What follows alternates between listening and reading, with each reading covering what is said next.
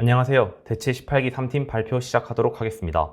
저희가 발표할 내용은 여의도 권역의 오투타워 투자 제안서입니다. 오투타워의 인베스트먼트 하이라이트는 다음과 같습니다. 여의도역 3번 출구 도보 1분 거리에 위치한 본 자산은 CBD와 GBD로 차량으로 20분 내에 이동할 수 있는 YBD 권역의 중심에 위치해 있습니다. 또한 2019년 증축을 통해 밸류애드를 성공적으로 마무리한 자산입니다.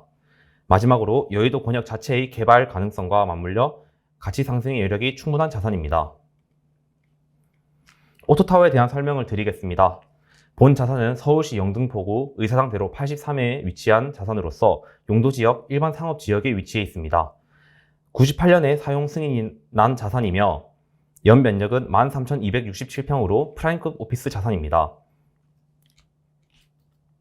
다음은 2019년 진행된 증축에 대한 내용입니다. 보시는 바와 같이 저층부의 증축을 통해 외관이 바뀌었고 이렇게 깔끔한 그리고 또 쾌적한 환경을 가진 건물이 되었습니다. 해당 자산은 편심코어 구조를 통하여 공간의 활용도를 높였고 리드 인증을 통해 친환경 설비를 구축하였습니다. 지하 1층부터 3층까지의 리테일은 다양한 가격대의 리테일로 구성되어 더 많은 유동 인구를 확보할 수 있는 방안이 되었습니다. 임차 현황을 살펴보면 임대업, 서비스업, 금융업 등 다양한 분야의 임차인이 포진되어 있는 것을 알 수 있습니다. 특히 위워크의 경우 오피스의 60%를 임대하고 있으며 2034년까지의 장기 임대차 계약을 통해 공실 리스크가 제한적이라고 볼 수 있습니다.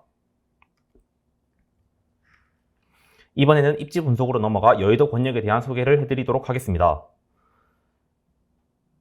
여의도 권역은 초반에 말씀드렸듯 주요 업무지구로 이동이 편리한 곳입니다.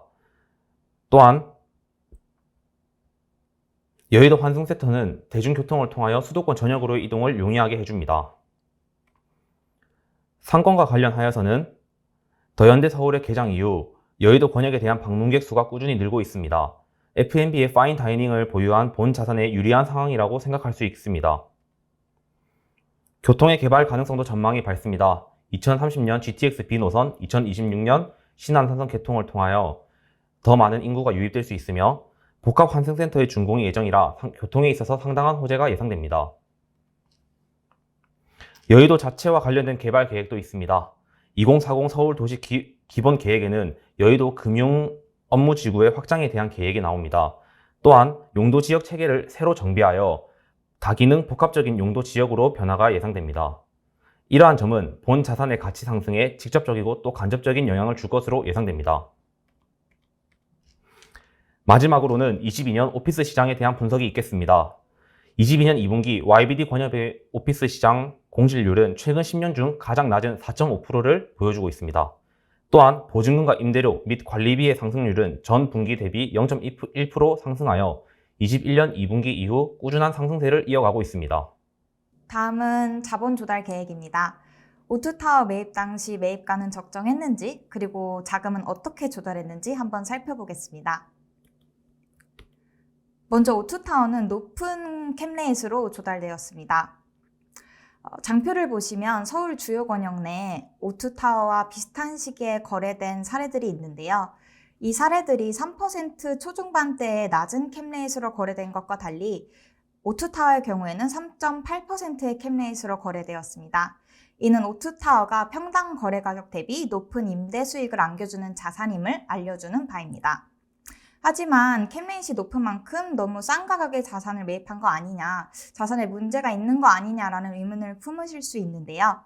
YBD 내 사례를 함께 보았을 때 오히려 오투타워는 높은 NOC를 보유한, 즉 전용 면적 대비 높은 임대 수입을 거두고 있는 프라임 오피스입니다.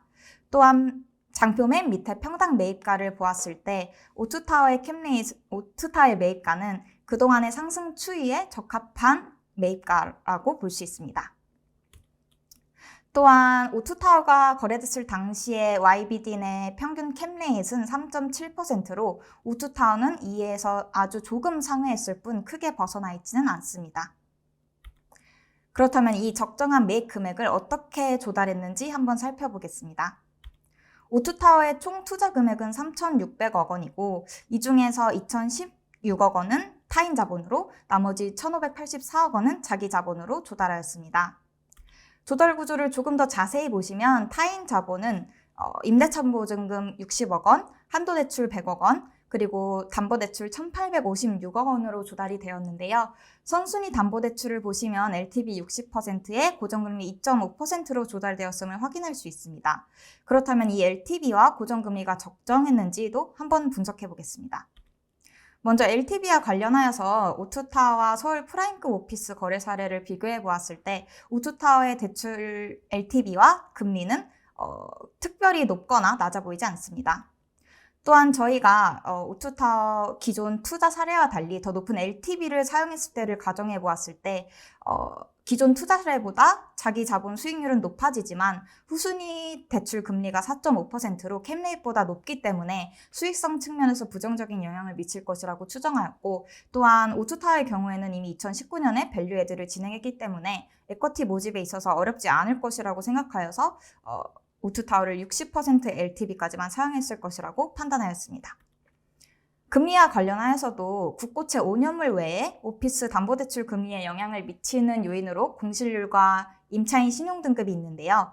오른쪽 장표를 보시면 아시겠지만 오투타워는 SK 서린 빌딩에 비해서 주요 임차인의 신용등급도 낮고 공실률은 높기 때문에 SK 서린 빌딩보다 조금 더 높은 대출 금리로 조달을 한 것은 합당해 보입니다.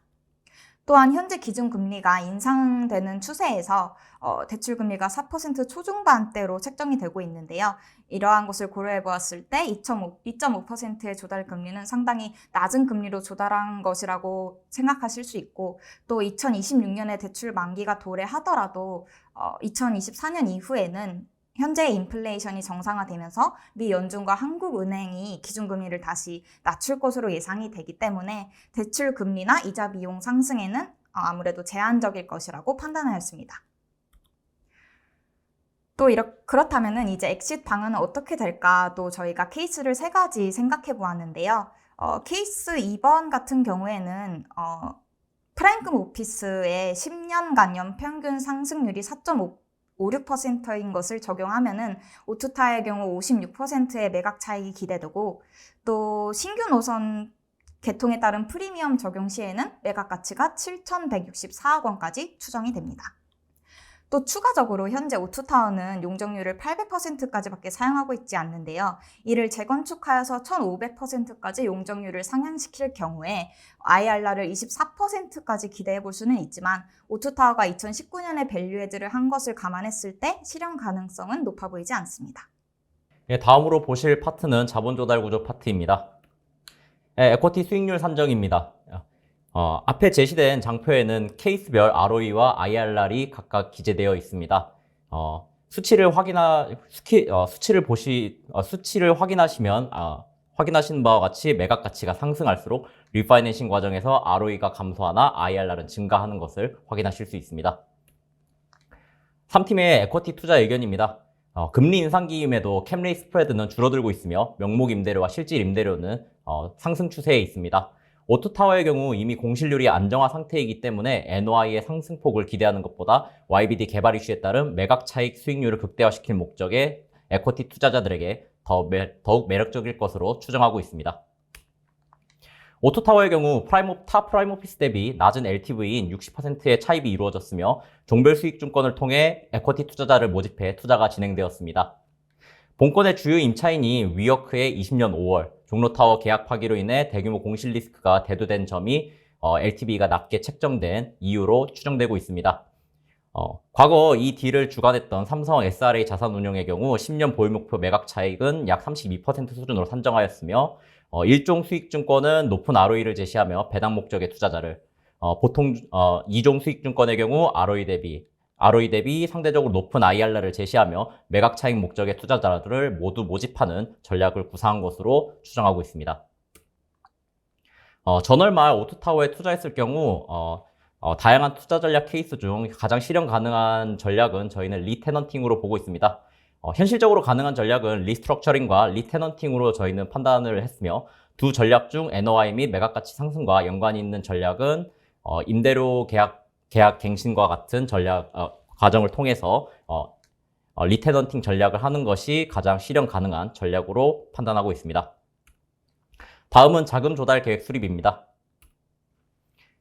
투자 개요입니다. 투자 대상은 자산명, 오투빌딩, YBD 소재의 13,200평대의 프라임 오피스 자산입니다. 1998년대에 준공됐으며 대규모 캐펙스 투자를 통해 2019년 리모델링 및 저층부 밸류에드가 진행되었습니다. 현재 위워크와 펜텍 C&I 계열사 등이 주요 임차인으로 상주하고 있습니다. 본 투자의 총 투자비는 3,780억 원대로 선순위 대출 LTV 60% 수준에서 고정금리 4.75%로 자금을 조달하였습니다. 자기 자본의 경우, 에쿼티의 경우 1종 수익증권 50%, 2종 수익증권 50%로 에쿼티 투자를 모집할 계획에 있습니다. 투자 전략입니다. 전체 오피스 면적 중 위워크가 사용하는 60%는 약 10.44년, 그 외 40%는 약 4.42년의 잔여 임차 기간이 남아있는 상황입니다. 리테일의 경우 스타벅스 리저브를 제외한 잔여 임차 기간이 상대적으로 짧은 편에 속합니다. 따라서 5년 내 재계약 시점에 도래하는 오피스 및 리테일 임차인들과 재계약을 협상하는 과정에서 MRG 조항 등의 추가로 NOI 등 수익 가치를 극대화하는 전략을 구사할 계획입니다. 수익률 산정입니다. 오투타워 매입을 위해 LTV 60% 선순위 차입 및 1종 및 2종 수익증권 각각 50%로 에쿼티 투자자를 모집할 계획입니다. 배당 수익 목적의 1종 수익증권 목표 ROE와 IRR은 5.21%와 6.11%이며 매각 가치 및 특별 배당의 자본 수익 목적의 2종 수익증권의 목표 ROE와 IRR은 1.17%와 15.64%를 제시하며 본 발표를 마치도록 하겠습니다. 감사합니다.